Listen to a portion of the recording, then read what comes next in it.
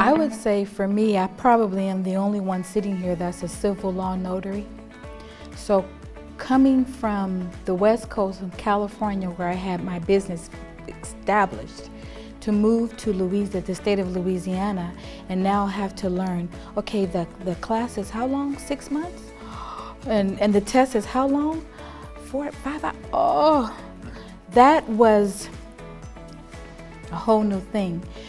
It took me over a year to get my notary commission because the test is only given twice a year.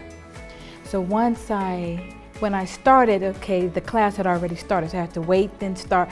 So anyway, once I got my notary commission, it was easy to do the signings because I knew how to transition into doing that.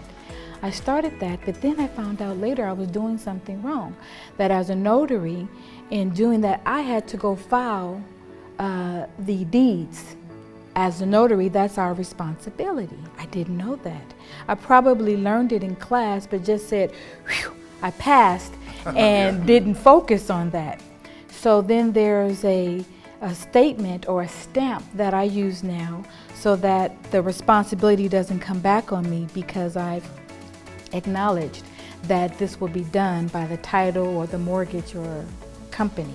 So those are little things that hurdles that I had to overcome. I don't do everything under the civil law because it's a lot to learn, but I'm not saying running from it.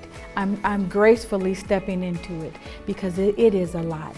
We prepare documents and there's a lot of things we have to do, but I love it. So I love being a notary, so I'm trying to take it gracefully, and that's what I suggest for everyone. Come in gracefully, learn, don't overwhelm yourself so that you can be a good notary. I think the hardest question I've had, which has led to what I think is the most dangerous statement in the notary community, but the hardest question is really just, can I do this? When I came in and then boom, the pandemic hit, there were so many people who lost jobs in Georgia, so many people who, I had one young lady that just, her story resonated with me. She just said, he took all the money out of our account and I got to do something for my girls and my job's cut back hours. Can I do this? I'm walking away from a career in education because it's scary going back into the school system. Can I do this? Everybody wanted to know, at least for Georgia, can they do this as far as a business, as far as supporting themselves and their families? And my answer is always yes. It's not impossible, but it's a challenge, but it's doable. But I think just in the rise of everything that has happened during the pandemic, it led to a very dangerous statement, which I see a lot on social media, and that's all you have to do is. I hate that. I don't like that phrase. Mm-hmm. Because as a servant, as an officer of your state, whatever capacity you are in your commission, it's much bigger than all you have to do is. It's not like all you have to do is tie your shoe or all you have to do is brush your hair. There is a lot that goes into it because there's the business aspect of it, and then there's the commissioning part of it where you have to be mindful of all the laws and all that. So yeah, the hardest question has always been for me, can I do this? Because you want to tell them that they can do it and you want to be there to hold their hand and all that. But then, it's usually followed up with people who just make it seem so basic, and it's far from basic. This is a very intentional business, very intentional work, and I think one of the most intentional areas of service. There's a core, and what I've learned is that from the core notary, I've learned there's a legal aspect, there's an ethical aspect, there is an aspect of being organized, there's an aspect of paying attention to fraud. There's so much that's involved with being a notary. And from that, the core, I say springboard or dive in.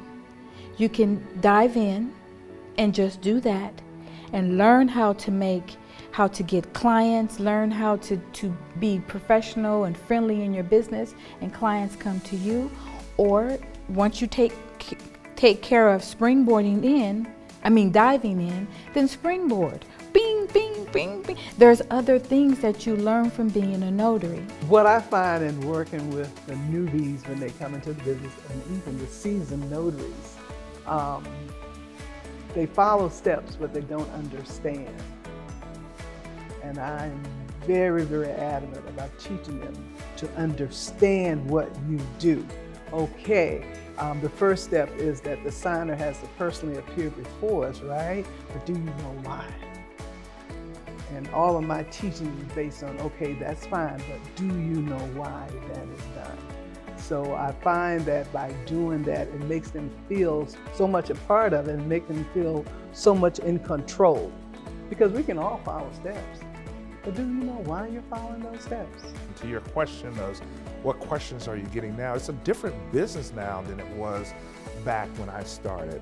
Right now, when I started, great resources from the NNA. It was a great resource. It still is a great resource with the Knowledge Center, now the Success Summits, the conferences, everything on the website is fantastic.